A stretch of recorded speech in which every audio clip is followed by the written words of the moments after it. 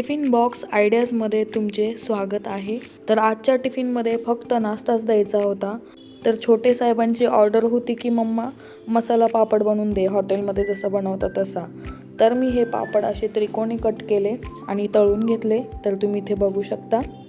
त्यानंतर एका पातेल्यामध्ये कांदा, टोमॅटो आणि बारीक चिरलेली कोथिंबीर घेतली।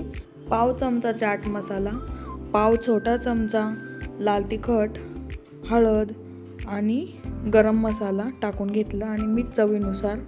वरतून आता आपल्याला लिंबू पिळून घ्यायचा आहे, तर मी अर्धा लिंबू पिळून घेतला।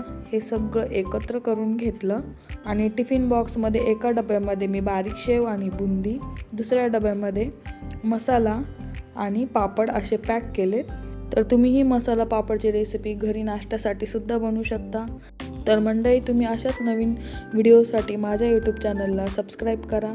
धन्यवाद।